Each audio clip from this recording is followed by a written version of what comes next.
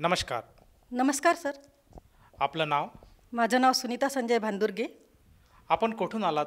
Sir मी वाशिम अंबिकानगर लाखाळा येथून आलेली आहे. आपला व्यवसाय काय आहे? सर मी व्यवसायाने शिक्षिका आहे. जिल्हा परिषद वरिष्ठ प्राथमिक शाळा जुमडा येथे 5वी ते 7वीच्या विद्यार्थ्यांना विज्ञान हा विषय माझ्याकडे आहे आणि मी विज्ञान शिक्षिका आहे. संत रामपालजी महाराजांची गुरुदीक्षा आपण कधी घेतली? सर मी संत रामपालजी महाराजांची गुरुदीक्षा सर 18 जून 2013 मध्ये घेतली. संत रामपालजी महाराजांची गुरुदीक्षा घेण्याअगोदर आपण व आपला परिवार कोणती भक्ती साधना करत होतात? संत रामपालजी महाराजजी यांची दीक्षा घेण्या अगोदर मी आणि माझा परिवार जे परंपरेने चालत आलेले आहे महाराष्ट्रामध्ये, अशा सर्व देवी देवतांची भक्ती करणे आणि सर्व प्रकारचे व्रत उपवास करणे, एकादशी व्रत करणे, देवीचं मंगळवार करणे, त्याच्यानंतर वैभवलक्ष्मीचे शुक्रवार व्रत करणे, नंतर मार्गशीर्ष महिन्यामधील गुरुवार करणे, असे जेही काही व्रत वैकल्य आहेत ते सर्व मी करत होती. एवढेच नव्हे तर माहोर, पंढरपूर, शेगाव या ठिकाणी या तीर्थयात्रा जे स्थळ मानतात महाराष्ट्रामध्ये त्यांना, त्या तीर्थयात्रेला पायी जाणे, महाराष्ट्रामध्ये परंपरेनुसार जीही सणवार येतात ते सर्व सण उत्सव साजरे करणे, गणपती मांडणे, गणपतीमध्ये 10 दिवस गणपतीची आरती करणे, नवरात्र मांडणे, नवरात्रामध्ये 9 दिवस देवीचे उपवास करणे, वटसावित्रीला जाणे, वडाची पूजा करणे. मी गुरुदीक्षासुद्धा घेतली होती. राधास्वामी यांच्याकडून ब्यासला जाऊन गुरुमिंदर सिंग आहेत त्यांच्याकडून मी नामदीक्षा घेतली होती. कारण असं म्हणतात की गुरुशिवाय मोक्ष नाही. आणि मग मी त्यामुळे एवढी भक्ती करत असताना सुद्धा असं वाटलं की गुरु जर नाही केला तर गुरुशिवाय मोक्ष नाही. म्हणून मला काही माहीत नव्हतं की गुरु कोणते केले पाहिजे. मी ब्यासला जायची. आम्ही तिथे आमच्या वाशिममध्ये दर रविवारी सत्संग व्हायचा, तर तो सत्संगसुद्धा आम्ही करायचो. तिथे सत्संगाला जायचो आणि ब्यासमध्ये जाऊन राधास्वामी यांच्याकडून मी दीक्षा घेतली होती. त्यांना तिथे विचारायची सुद्धा प्रश्न काही की भक्ती कशी करायची, काय करायचं, आपण कशी नामजप कसा केला पाहिजे. पण या प्रश्नांची उत्तरं मला कधीही मिळत नव्हती. एवढी सर्व भक्ती मी करत होती सर. जसं तुम्ही सांगत आहात की अगदी म्हणजे आपला जो पिंड आहे हा भक्तीचा पिंड आहे आणि महाराष्ट्रामध्ये जी प्रचलित भक्ती साधना आहे त्याचप्रमाणे जे सणवार आहेत ते सगळे आपण करतच होतात. त्याचप्रमाणे आपण राधास्वामी या पंथाकडनं सुद्धा गुरुमंत्र घेतला होता आणि तीसुद्धा भक्ती आपण करत होतात. तर मला हे प्रामुख्याने विचारायचं आहे की आपण एक शिक्षिका आहात, त्याचप्रमाणे आपला जो पिंड आहे हा भक्तीचा पिंड आहे, आपली रुची भक्तीमध्ये आहे, आपण नाना तऱ्हाचे गुरु केलेत, जी धार्मिक स्थळे आहेत तिथे सुद्धा आपण जाऊन आलात. तर मग हे सगळं चालू असताना आपल्याला असं का जाणवलं की आपण संत रामपालजी महाराजांकडे जावे आणि त्यांच्याकडनं नामदीक्षा घेऊन त्यांची भक्तिविधी करावी, असं आपल्याला का जाणवलं आणि आपण त्यांच्या मार्गात कशा प्रकारे आलात? सर मी ब्यास येथे जाऊन राधास्वामी यांच्याकडून दीक्षा घेतली होती. त्याच्यानंतर एक दिवस काय झालं की मी टी व्ही चालू केला आणि टी व्ही चालू केल्यानंतर संध्याकाळी 7:30 वाजता संत रामपालजी महाराज यांचा सत्संग चालू होता. आणि त्या सत्संगामध्ये असं एक खाली नाव येत होतं की सर्व संतांना ज्ञान चर्चेसाठी आमंत्रित करण्यात येत आहे. मग मी म्हटलं असा कोणता संत आहे की जे सर्व संतांना ज्ञान चर्चेसाठी आमंत्रित करत आहे, आणि मी तर आत्ताच राधास्वामीमधून दीक्षा घेतली आहे. आणि जर खरंच मग राधास्वामीमधून मी आता दीक्षा घेतली आहे आणि हे जर गुरु नसतील, हे जर गुरु यांच्याहीवरचे कोणी गुरु आहेत काय, म्हणजे संत रामपालजी महाराजजी काय यांच्याहीवरचे आहेत काय, हे मला हा प्रश्न खूप सतावत होता. आणि मग काय झालं की सुरुवातीला त्यांचा संध्याकाळी 10 वाजता झी जागरणवर सुद्धा सत्संग यायचा. तर ते सत्संग माझे पती नेहमी ऐकत राहायचे. माझे पती ऐकायचे आणि त्याच्यामध्ये असं यायचं की म्हणजे ते राधास्वामीबद्दल खूप काही सांगत राहायचे. शिवदयालजी भूत झाले. आणि मी सर ध्यान साधनेला बसली होती जेव्हा ते तिथे येत होतं की शिवदयालजीबद्दल ते गुरुजी सत्संग सांगत होते आणि मी इकडे पलंगावर माझ्या घरामध्ये एका ठिकाणी ध्यान साधनेला बसली होती आणि ते म्हटले की शिवदयालजी भूत झाले. बापरे, शिवदयालजी भूत झाले असं म्हटल्यानंतर मी म्हणजे ध्यान साधनेला अशी बसायची की त्याच्यामध्ये सांगतात राधास्वामीमध्ये की तुम्ही ध्यान साधनेला अंगावर चादर ओढून बसायचं आहे. आणि मग शिवदयालजी भूत झाले, मी अंगावर चादर ओढलेली होती, माझ्या पुढे काळा काळा अंधार, आणि मला एकदम भीती वाटली आणि मी त्या अंगावरचं पांघरून जे आहे ते खाली फेकून दिलं आणि म्हटलं हे काय म्हणत आहेत हे गुरुजी, शिवदयालजी भूत झाले असं कसं काय, आणि हे आपल्या गुरुची निंदा करतात. माझ्या पतींना म्हटलं की तुम्ही हा सत्संग पाहू नका, ते आपल्या गुरूंची निंदा करतात. तर मग मला खूप असं बेचैन झाली मी. आणि तरी पण माझे पती जे आहेत ते सत्संग पाहतच होते. मग नंतर मी पण म्हटलं चला आता हे म्हणतातच आहेत की ते राधास्वामीबद्दल असं सांगतच आहेत की हे पूर्ण मार्ग नाही, हे पूर्ण गुरु नाहीत, तर मग आपण पाहूया की काय आहे हे. मग मी गुरुजींचा, संत रामपालजी महाराजींचा सत्संग पाहायला लागले. पाहता पाहता मग मला त्याच्यामध्ये थोडी आवड निर्माण झाली आणि मला कळालं की हे काहीतरी वेगळं ज्ञान आहे. परंतु तरी पण मला तेव्हा एवढं कळालं नाही. मी मग 18 जून 2013ला उन्हाळ्याच्या सुट्ट्यामध्ये बरवाला आश्रम येथे गेली आणि संत रामपालजी महाराजजी यांच्या तिथे जेव्हा गेली तर तिथे त्यांनी जे नियम सांगितले ते नियमांकडेही मी काही लक्ष दिलं नाही. मी म्हटलं पाहू तर आपण घेऊन काय आहे ते. मग मी ते त्यांच्याकडून गुरुदीक्षा घेतली आणि गुरुदीक्षा घेतल्यानंतर मला कळालं की पूर्ण परमात्मा हा काही वेगळाच आहे आणि ह्या पूर्ण परमात्माची भक्ती आपण इथे करायला पाहिजे की ज्यामुळे आपलं म्हणजे इथे दुःखाचं निवारण होते, हे सुद्धा मला तिथे कळालं. आणि मग मी संत रामपालजी महाराजजी यांच्याकडून दीक्षा घेऊन त्यांची भक्ती करायला लागली. जसं तुम्ही सांगत आहात की संत रामपालजी महाराजांचं ज्ञान आपल्याला आवडलं, परंतु मला आणखीन एक विचारायचं आहे की आज समाजामध्ये हा एक एक प्रकारचा हा उद्योग झालेला आहे, धंदा झालेला आहे की गुरुपदावर जायचं, जनतेला भ्रमित करायचं, काही ना काही कारणानं त्यांना आपल्याकडे आकर्षित करायचं आणि त्यांना लुटायचं, त्यांना लुबाडायचं. या प्रकारचे असे बरेचसे आज ज्या गोष्टी आहेत आज समाजामध्ये चालले आहेत. तर असं असताना आपला विश्वास हा संत रामपालजी महाराजांवर कसा काय गेला आणि आपण कसे सांगू शकाल की भोंदू साधू कसा आहे आणि खरा साधू तत्त्वज्ञानी संत हा कसा आहे? सर, आपण मला फारच छान प्रश्न विचारला आहे.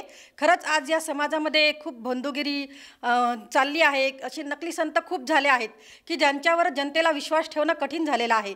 आणि हे नकली संत आपलं त्याकडे जे ज्ञान आहे ते अर्धवट ज्ञान आहे. ते आपल्याला पूर्ण मोक्षमार्ग देऊ शकत नाहीत. तसेच आपल्याला कोणत्याही दुःखातून आपलं निवारण होऊ शकत नाही. आपले कर्म त्यांच्या ज्ञानामुळे कटू शकत नाहीत. आपले कर्म जे आहेत ते कटतात. ते संत रामपालजी महाराजजी यांच्या शास्त्र अनुकूल भक्तिविधीद्वारेच कटतात.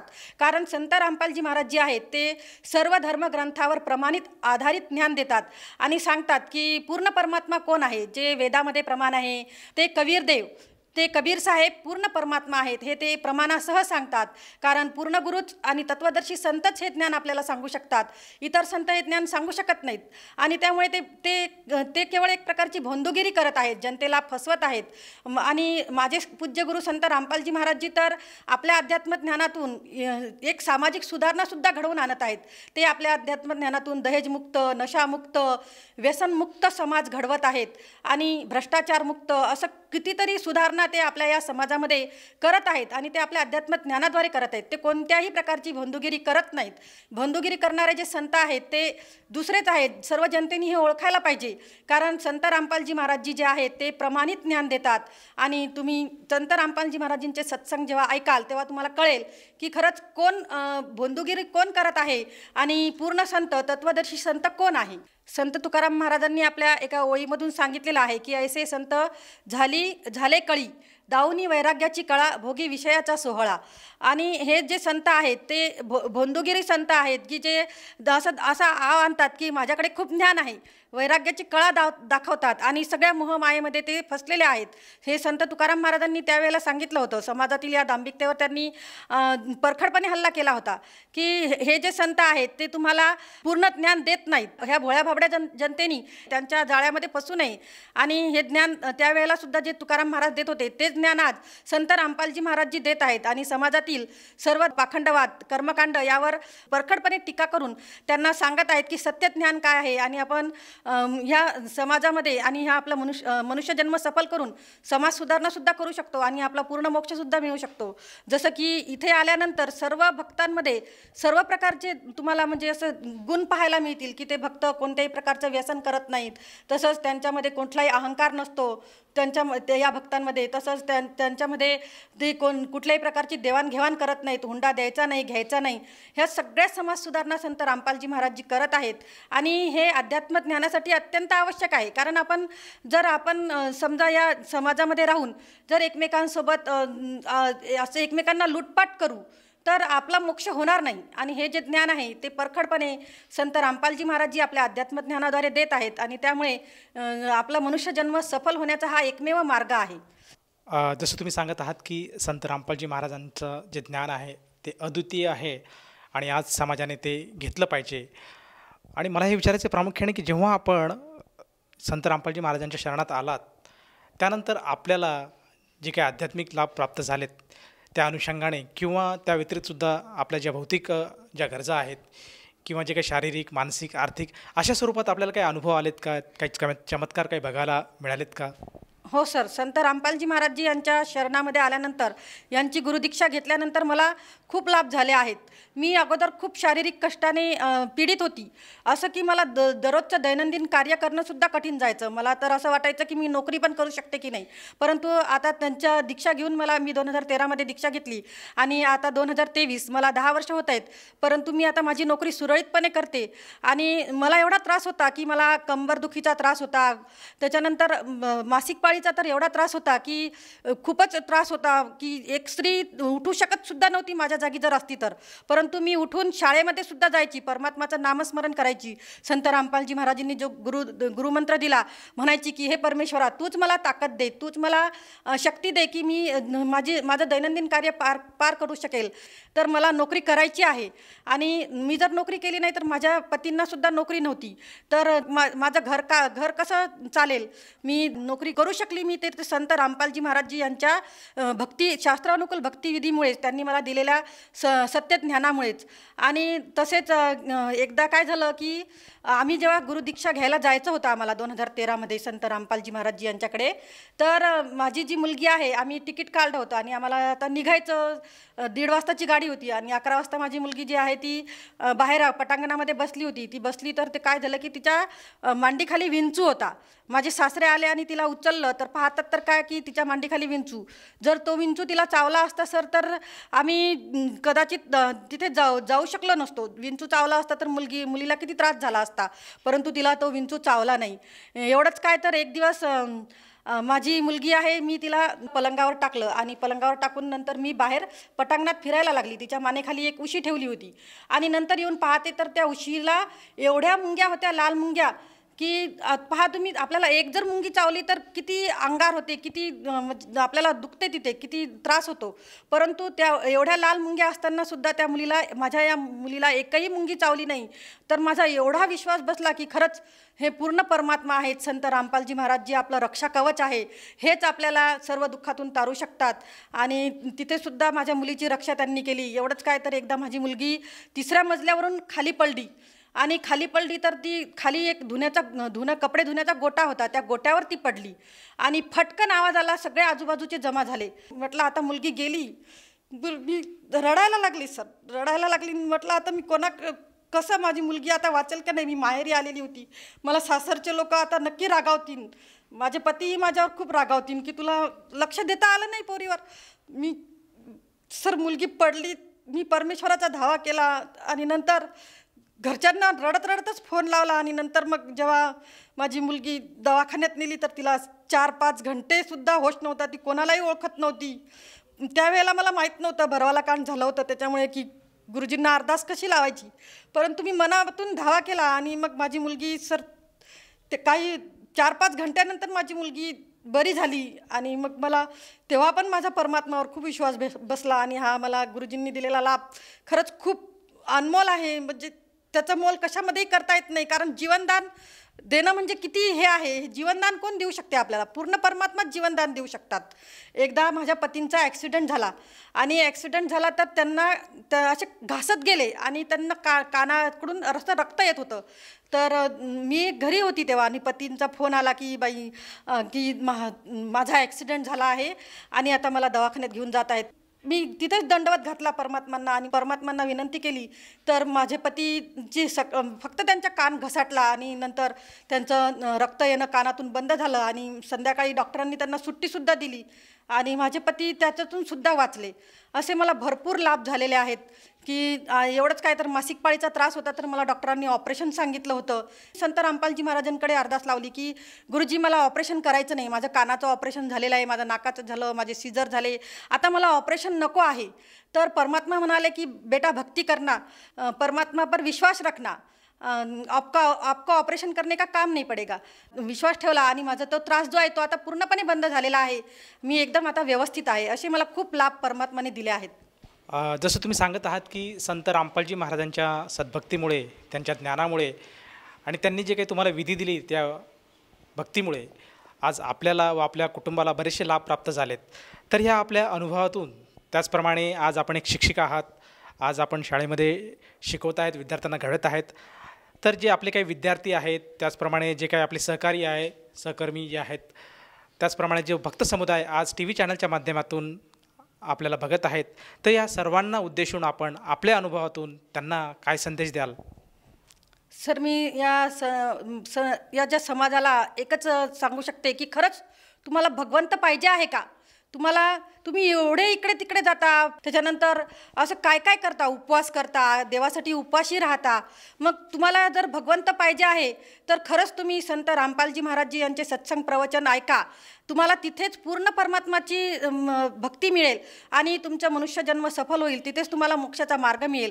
आणि खरंच ज्याला भगवंत पाहिजे आहे ते नक्कीच संत रामपालजी महाराजजी यांची शरण ग्रहण करतील. तसंच माझे जे विद्यार्थी आहेत त्यांनासुद्धा मी, आणि माझे जे शिक्षक बांधव आहेत, माझ्या शिक्षक भगिनी आहेत, त्यांनासुद्धा मी सांगू शकते की आपण एवढं शिकलो, आपल्याला शिक्षण हे परमात्म्याला ओळखण्यासाठीच मिळालेलं आहे. तुम्ही ओळखा, तुम्ही हे धर्मग्रंथ पहा, गुरुजी जे सांगतात ते ऐका. आणि त्या गुरुजी प्रमाणित करून सांगतात धर्मग्रंथामध्ये की खरी भक्ती काय आहे, शास्त्रानुकूल भक्तिविधी काय आहे. आपण एवढं शिकलो तर मग त्या शिक्षणाचा फायदा काय? तुम्हाला सुद्धा एक विनंती आहे, खरंच तुम्हाला समाज सुधारणा करायची आहे, भगवंताची प्राप्ती करायची आहे सर्व शिक्षक बांधवांना.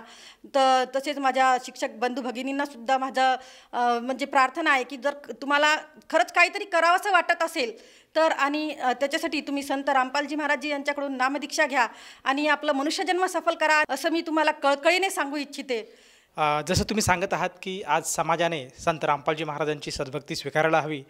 ते काय ज्ञान देत आहेत, काय भक्ती सांगत आहेत, काय समाज सुधारण्याचं कार्य करत आहेत, तर त्यालासुद्धा आपण सहभाग लागला पाहिजे. तर ह्या अनुषंगाने एखाद्या भक्ताला, एखाद्या साधकाला जर जाणवलं की आपणसुद्धा संत रामपालजी महाराजांशी जोडायला काही हरकत नाही आणि त्यांच्या कार्यात आपण हातभार लावायला काही हरकत नाही, तर ती व्यक्ती संत रामपालजी महाराजांच्या कार्याशी कशी निगडीत किंवा त्यांच्याशी कशी जोडल्या जाईल?